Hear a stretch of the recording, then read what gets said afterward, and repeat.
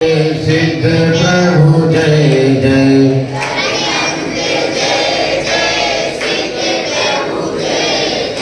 साधु जन जय जय, जिन धर्म जय जय।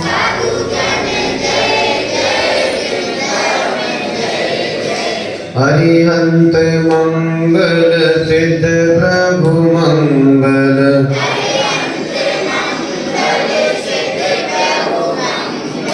साधु जन मंगल, जिन धर्म मंगल।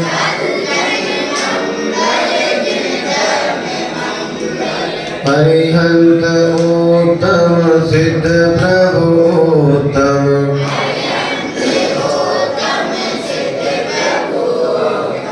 साधु जन उत्तम, जिन धर्म उत्तम।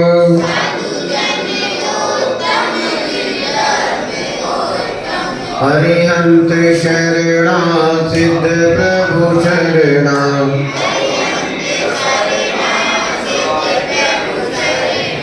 साधु जन शरणा, जिन धर्म शरणा।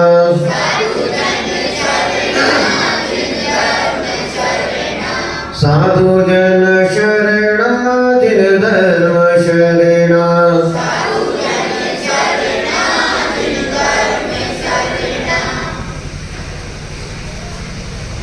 पंच परमेष्टि भगवान की वर्तमान शासन नायक श्री महावीर भगवान की परम पूज्य आचार्य श्री अभिनंदन सागर जी मुनि महाराज की परम पूज्य गुरुदेव आचार्य श्री विद्यासागर जी मुनि महाराज की परम पूज्य गुरुदेव आचार्य श्री उदार सागर जी मुनि महाराज की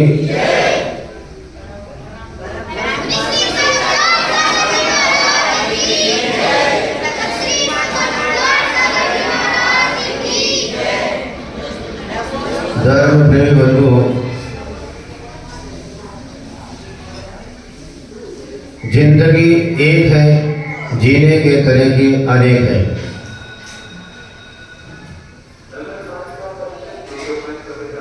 जीवन मिला है, अब इसको जीना है। जियोगे या नहीं? किसकी इच्छा जीवन जीने की नहीं है? कैसा भी हो जीना है, मरने की बात मत करो। जीवन मिला है तो जीना है। जैसे कपड़ा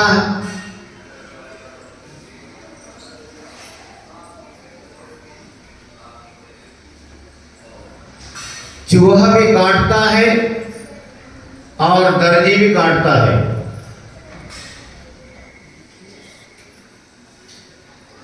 लेकिन कपड़ा काटने में अंतर है। जब चूहा कपड़ा काटता है तो कपड़े का बंठा धार हो जाता है, और जब दर्जी कपड़ा काटता है तो कपड़े का उद्धार हो जाता है।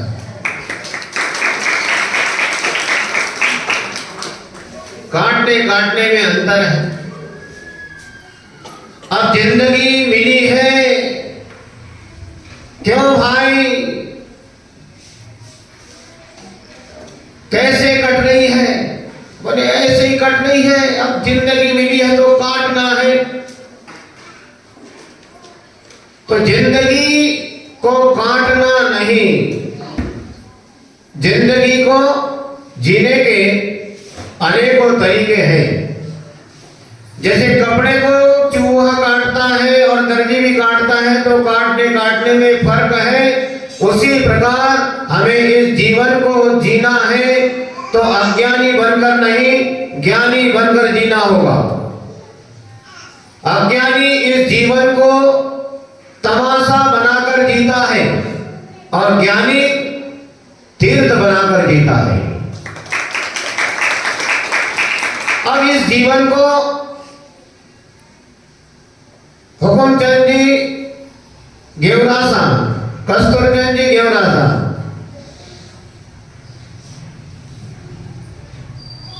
जिंदगी को तीर्थ बनाकर जीना है तो जीवन तीर्थ कैसे बन सकता है?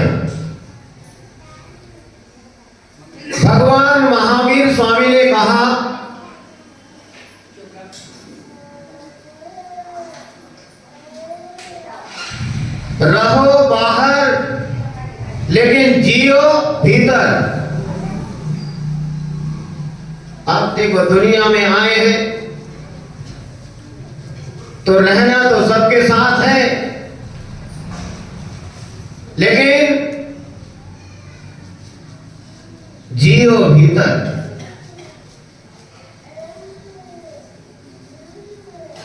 ये दुनिया है, इस दुनिया में आए हैं तो घर में रहना पड़ेगा।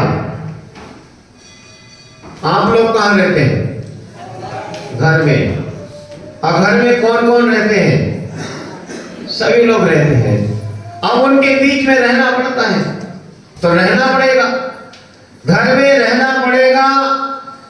घर में पत्नी है,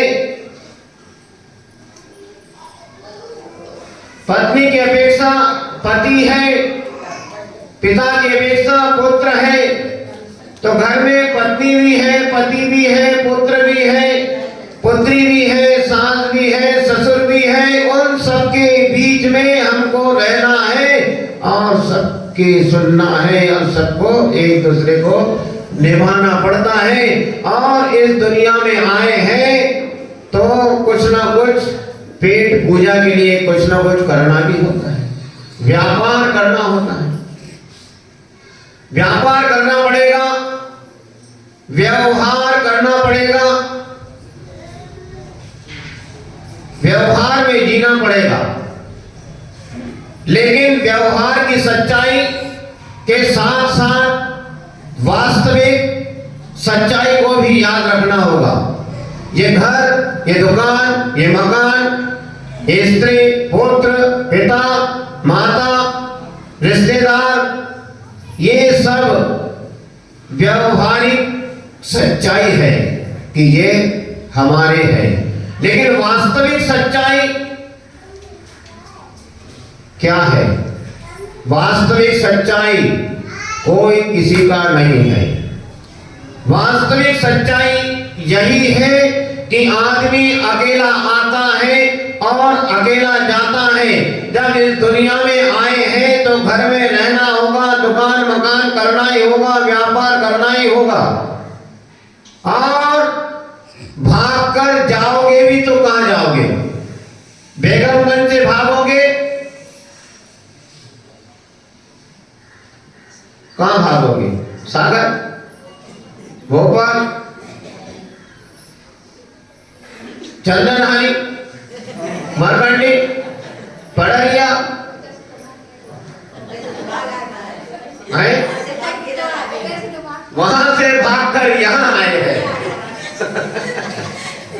अब वहां से भागकर यहां आए हैं तो अब यहां से भागकर कहां जाओगे? इतना ही रहने हैं। अब इतना ही रहने हैं, बता, अब इतना ही रहने हैं।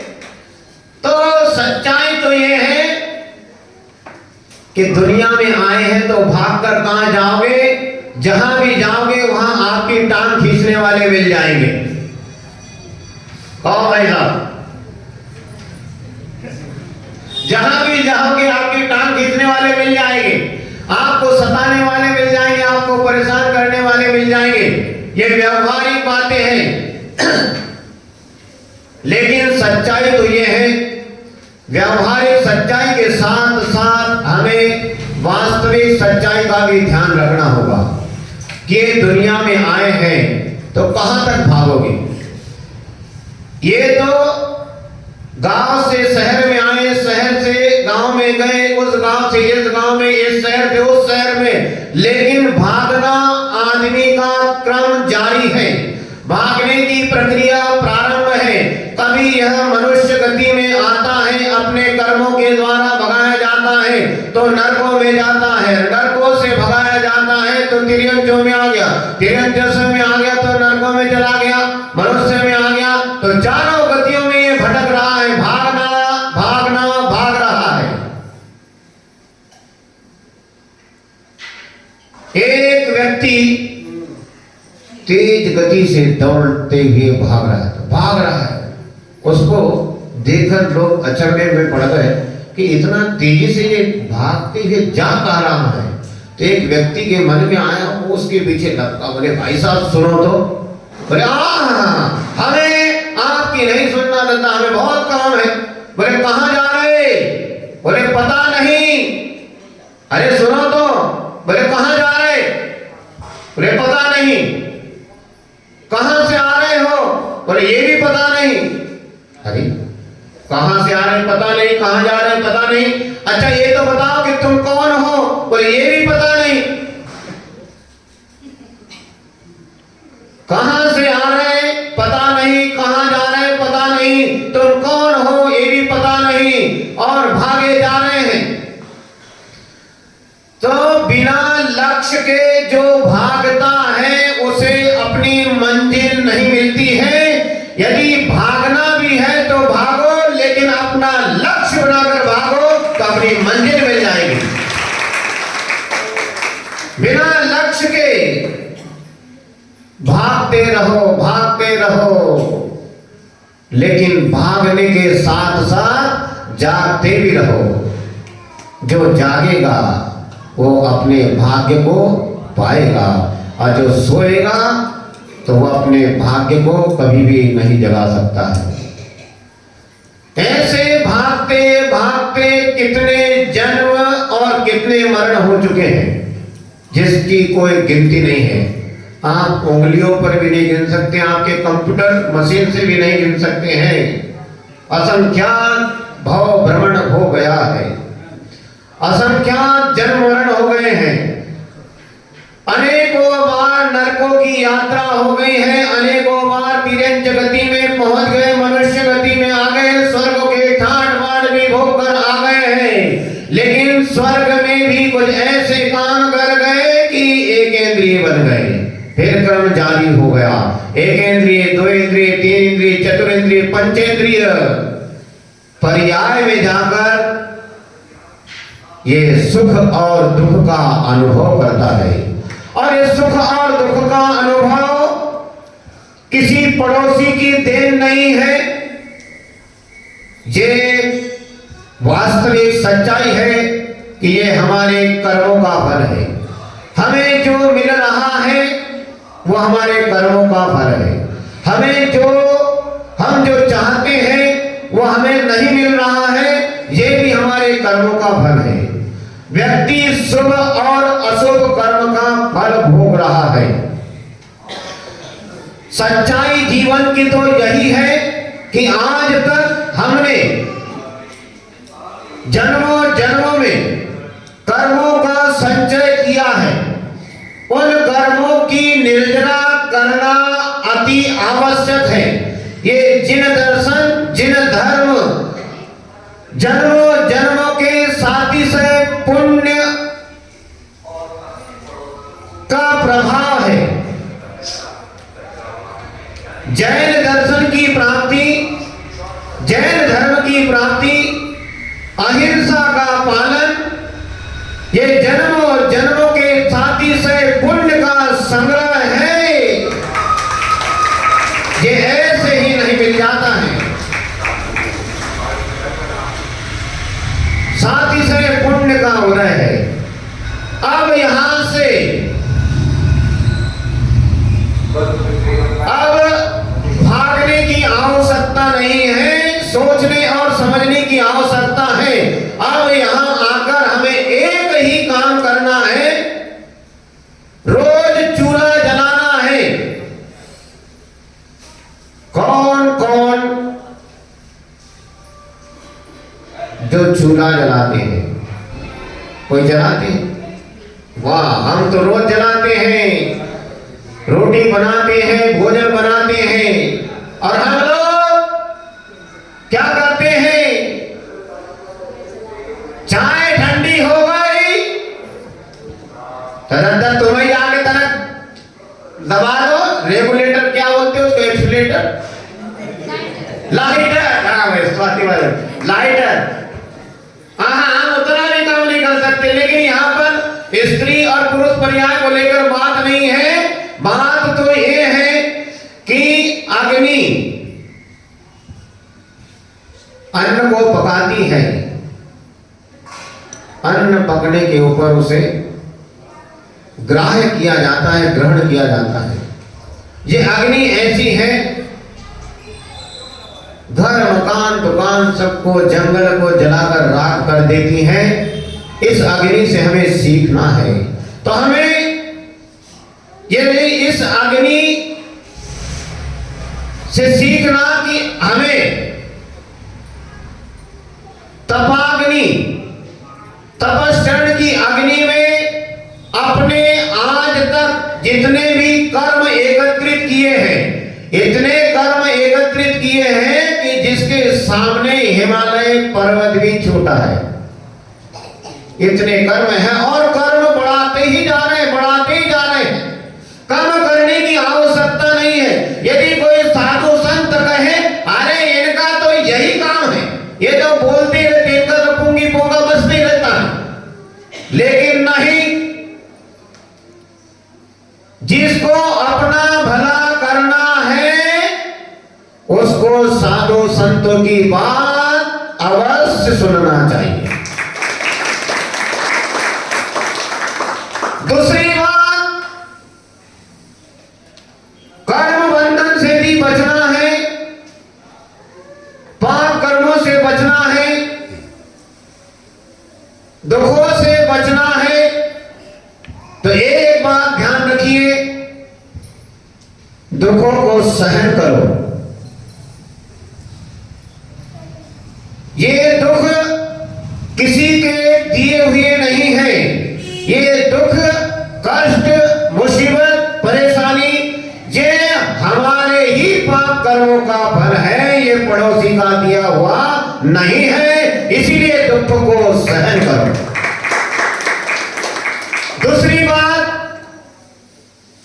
जो व्यवहार में आदमी गधे के जैसा उचकता है, गधा तो पीछे के दो पैर उठाता है, आदमी तो चारों पैर उठाता है, दो पैरों से दौड़ता है और ये सामने वाले जो दो हाथ हैं, आ जा,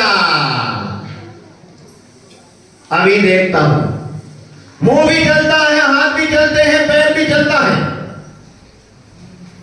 तो हम कहते हैं कि कर्म बंधन से बचना है, कर्मों की निर्जरा करना है, तो दुर्वचनों को भी सहो। दुर्वचन कहने के लिए कोई मेहनत करने की आवश्यकता नहीं है। दुर्वचन तो ऐसे हैं, सुबह से शाम तक दुर्वचनों की फैक्ट्री में माल कंटिन्यू 24 आवर्स माल तैयार होते रहता है। ऐसी ऐसी फैक्ट्रियां हैं कि वहां पर दुर्वचन ही निकलते रहते हैं। दुर्वचन संपर्क में आ जाओ, दुर्वचन तो क्या करोगे? लड़ोगे? नहीं लड़ोगे तो फिर कर्म बनेंगे। तो इससे अच्छा है कि दुर्वचनों को भी हमें सहन कर लेना चाहिए। अरे महाराज क्या बात करते हो, हम तो आज आपकी भी नहीं सुनेंगे। अरे शांत, अरे कुछ नहीं महाराज, अरे सुनो दत्ता, हाँ महाराज, आज तो हम आपकी भी नहीं मानेंगे। अरे जो क्या हो रहा है, अरे हमने आंखों से देखो है। अरे दत्ता चुप, अरे नहीं महाराज, आज तो हम आपकी भी नहीं सुनेंगे। आई तो दत्ता हम चले जाएंगे। अरे हमने कब कही दत्ता तुम तो इधर ही रखो, तो काहे के लिए रखो? अरे महाराज आज तो देखो, आज तो मैं आपकी भी नहीं सुनूंगा। इतनी बर्दाश्त करते आया हूं, इतनी बर्दाश्त करते आया हूं, जब देखो जब मुंह चलाता है। क्या हम गधे हैं क्या? अरे दादा तुम तो इंसान हो, लेकिन वो गधा है। तो गधा जब लात मारे तो आदमी को क्या करना चाहिए? आज लग गई। जब गधा आदमी को लात मारे तो आदमी ने भी उसको लात मारना चाहिए। तो गधे और आदमी में क्या फर्क है बताओ? कोई फर्क है नहीं। इसलिए गधा तरह लात मारे तो सहन कर लेना, हम इंसान हैं, हम नहीं मारेंगे लात। तो कहते हैं कि महाराज आज तो हम आपकी भी नहीं सुनेंगे, आज तो हमको जी भर के लड़ने दो। और हम कहते हैं पाप कर्म का फल भोगने के लिए भी तैयार रहना। ये कर्म है, ये किसी को भी नहीं छोड़ते हैं। शांत हो जाओ, बड़े मुश्किल से शांत होते। लेकिन महाराज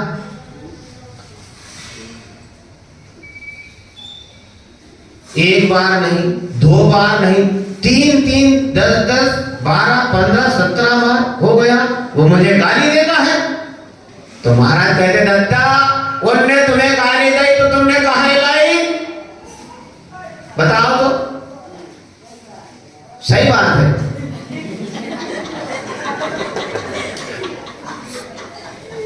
उनने गाली दी तो तुमने कहां लाई? जात बता दे। तो कभी कोई गाली देता है तो लेना नहीं, काय को लेना, उसको काय को अपने हृदय में विराजमान करना, उसको स्थान देना, उसको बाहर के बाहर भगाओ। यदि तुमने गाली ली तो तुम परेशान हो जाओगे। इसीलिए कहते हैं कि कर्म बंधन से बचना है तो हमें दुखों को सहना होगा और दुर्घटनाओं को भी सहना होगा। ये दो बात यदि हम जीवन में उतारते हैं तो कर्म निर्जना के लिए बहुत बड़ा साधन है। ये दुनिया है, आदमी जेल से घबराता है, जेल की सजा से घबराता है, जेल का नाम सुनकर घबराता है, स्वप्न में भी सजा सुनाई जाए तो आदमी घबराता है।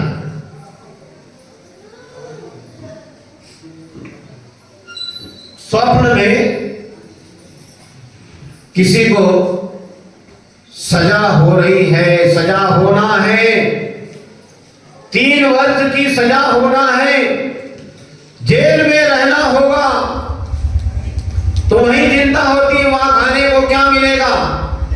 अब तो पता नहीं क्या मिलता है, लेकिन दाल का पानी और गिनती की रोटी और खटमलों से भरा हुआ कंबल, मच्छरों से भरा हुआ कमरा, पड़े रहो साहब इकट्ठे, तो आदमी घबराता है। तो इस साधारण जेल से आदमी घबराता है, तो ये दुनिया भी क्या है? ये दुनिया भी एक बहुत बड़ी जेल है जिसमें आप और हम सजा भुगत रहे हैं। और सबसे अच्छी बात है, ये शरीर मिला है, तो इस शरीर से हमें तपस्या करना होगा, अपने कर्मों की निर्जरा करनी होगी। आत्मा तो आपकी, हमारी गधे, बंदर, भालू, घोड़ा, नार की, देव की, सब की एक ही है, लेकिन ये शरीर नाम कर्म की वजह से इसकी पहचान है कि ये इंसान है, ये गधा है, ये बंदर है, ये भालू है, लेकिन आत्मा एक है, ये शरीर की पहचान है। तो जब ये इतना महत्वपूर्ण शरीर मिला है, जिस शरीर को प्राप्त करने के लिए देवता गण भी तरसते हैं कि ये मनुष्य का शरीर हमें मिले, तो क्या बात है। जबकि सबसे सुंदर देवता लोग होते चतुरस्थ संतान, सुंदर शरीर, और ये रक्त, ममाद, पीत, रज और वीर्य से मिला हुआ ये शरीर, इसका बहुत बड़ा महत्व है। जब भी कर्मों की निर्जना होगी, जब भी दुखों का संकट छाया है, उस संकट को दूर करना है। जो भी समस्या है, समस्या सबसे बड़ी है कर्मों की समस्या है। 100 बात की एक बात, समस्त कर्मों का यदि नाश करना है, सच्चे सुख को प्राप्त करना है, तो ये मनुष्य शरीर ही उसके लिए सहायक है। तीनों लोकों में दूसरा कोई भी शरीर नहीं है। तो ऐसा हुआ है, तो इस शरीर से हमें कर्मों की निर्जरा करना है। इस शरीर को यूं ही बर्बाद नहीं करना है। इस शरीर गया, मकान गिर गया, किराएदार भाग गया, शरीर छिन्न भिन्न हो गया, इसमें से आत्मा निकल जाती है, वो वहां नहीं रहती है, फिर कोई दूसरा मकान ढूंढती है। तो बार बार का आना जाना, भागना, चारों गतियों में जो दौड़ लग रही है, भाग रहे हैं, भाग रहे हैं, ये भागने का क्रम अब समाप्त होना चाहिए। इस मनुष्य पर्याय में आकर जिन दर्शन को प्राप्त करके अब यहाँ पर कर्मों की निर्जरा का साधन देव शास्त्र गुरु हमें निमित्त मिले हैं, तो इन निमित्त का सहारा लेकर हमें अपने कर्मों की निर्जरा करना चाहिए।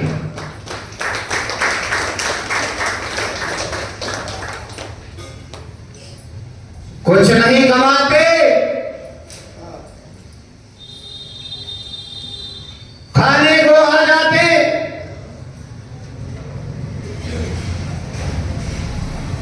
हलाल, कामचोर, भोजन को तैयार, ये दत्ता बड़ी मुश्किल। बताओ, इतना अहंकार, इतना अहंकार, हलाल कहीं के कामचोर, भोजन को तैयार, जाओ, सुबह सुबह चाय चाहिए, नाश्ता चाहिए, भोजन चाहिए, कमाना धमाना कुछ नहीं, कहा कर लो। बड़ी खतरनाक स्थिति है। दुर्वचनों को सहना होता है, ये दुर्वचनों को सह लो, दुखों को सह लो। कर्म निर्जरा का अच्छा साधन है। कमाना धमाना नहीं होता तो काहे के लिए शादी की? आदमी परेशान, परेशान तो होगा ही, व्यवहार है। जब कमा के नहीं लाओगे काहे के लिए शादी करे तुम? पत्नी तो चिल्लाएगी, तो बोलेगी, हो तो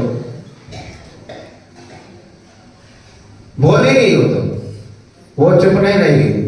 कमा के लाओ तो खाने को मिलेगा।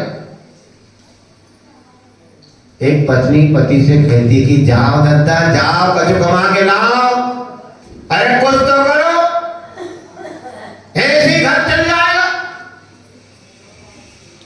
पैदा करने को बच्चे पैदा करके उनको कौन खिलाएगा? जाओ, बहुत हो गई, बहुत हो गई, बहुत हो गई, बहुत सुन लिया, आज तो मेरा भी खोपड़ा खराब हो गया है। आज पुरुषार्थ करता हूं, जाता हूं, ठीक है, जा रहा हूं, जा रहा हूं, हाँ जाओ जाओ, बहुत हो गई, देख ले रे क्या लेके आते हो। आदमी निकला, अब कभी कुछ कमाए धमाए नहीं, क्या करे, गली गली घूम रहे, कैसे ऐसे क्या होगा।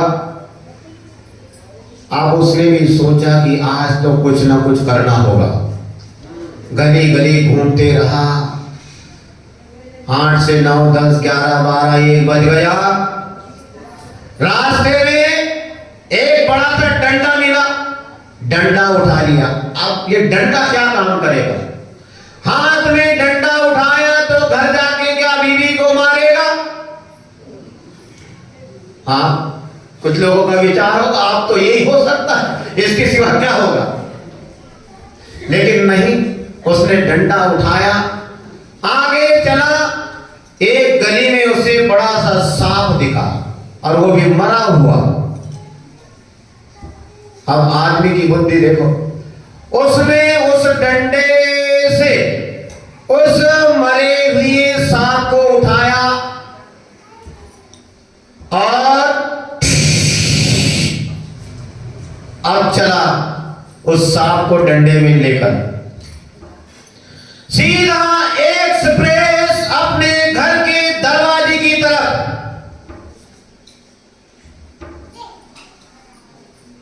दरवाजे में पहुंचा,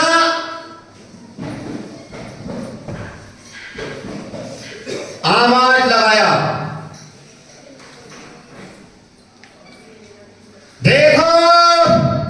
मैं क्या लेकर आया हूं। पत्नी भी सोचती है कि जरूर आज कुछ लेकर आए हैं। वो जैसी बाहर आती है तो दरवाजे में डंडा अड़ा दिया, देखा अरे ये तो सांप। घबरा गई। घबराहट क्षण भर में समाप्त हुई, क्योंकि मरा हुआ सांप था। पति के हाथ से डंडा छुड़ाया। ये क्या हरकत है, ये क्या पागलपन है। ये मरा हुआ सांप उठाकर ले आए। वो आदमी डंडा न छोड़े और पत्नी डंडा खींचे। अब दिन भर का भूखा प्यासा आदमी की ताकत और खाए पिए पत्नी की घर में बैठी की ताकत, तो फर्क पड़ेगा। पत्नी जीत गई। पत्नी ने उसके हाथ का डंडा छीना, दरवाजे में आगे पीछे हुए और पत्नी ने डंडा ऐसा उचकाया तो उस डंडे में का सांप उसकी छत के ऊपर जाकर गिरा और डंडा उसने छोड़ा। चलो जो कुछ हुआ तो कोई बात नहीं, चलो भोजन करो। अब पति देव है, बातें तो बातें होती रहती है, व्यवहार इंसान है, दया दृष्टि है। आओ भोजन करो। भोजन करिए। भोजन हो रहा है। भोजन हुआ, सब कुछ हुआ। 4 साढ़े 4 बजे के आसपास में उस पति की पत्नी छत पे गई कपड़े उठाने के लिए। उसी बीच में एक चमत्कार, एक चील आसमान में उड़ते हुए चले जा रही थी। उसके मुंह में सोने का हार था। उस चील का नजरिया बदला। उसने उस छत के ऊपर मरे हुए सर्प को देखा और वो चील वहीं उतर गई और उसने वो मुंह से सोने का हार वहीं छत पे छोड़ा और मरा हुआ सांप लेकर उड़ गई। अब ये देवी मां ऊपर पहुंची। वाह गजब चमत्कार, सोने का हार मिल गया। नीचे आई, पति के चरणों में साष्टांग प्रणाम की कि आज तो तुमने सही में क्या लाया, मरा हुआ सांप नहीं, आज तो तुमने सोने का हार लाया। बोले क्या कह रही हो? बोले ऐसे ही हुआ है, छत से उठा कर लाई हूं। मरा हुआ सांप चील ने उठा कर ले गई और सोने का हार छोड़ गई। अब वो आदमी प्रसन्न हो गया, तो अब उसने उस सोने का हार का क्या किया होगा?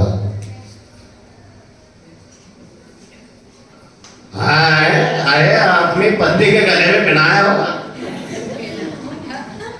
नहीं, उसने उस हार को अपने पत्नी के गले में नहीं पहनाया।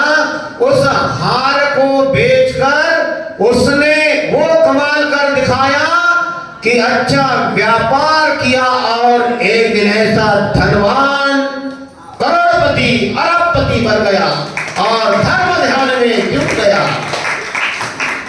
धर्म ध्यान में लग गया, कर्मों की निर्जरा में लग गया। तो मेन उद्देश्य, प्रमुख उद्देश्य हमारा इस जीवन का कर्म निर्जरा होनी चाहिए। और हम जो कुछ भी देखते हैं, जो कुछ हमारे साथ घटित हो रहा है, वो हमारे पुण्य और पाप कर्म का फल ही है।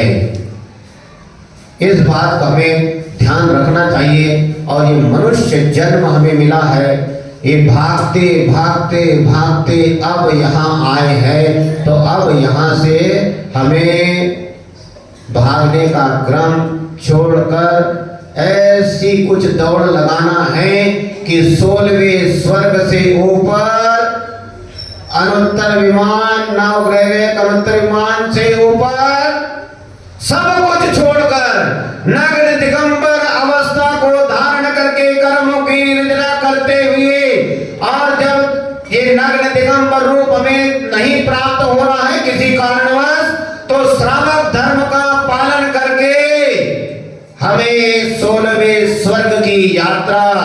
करनी है।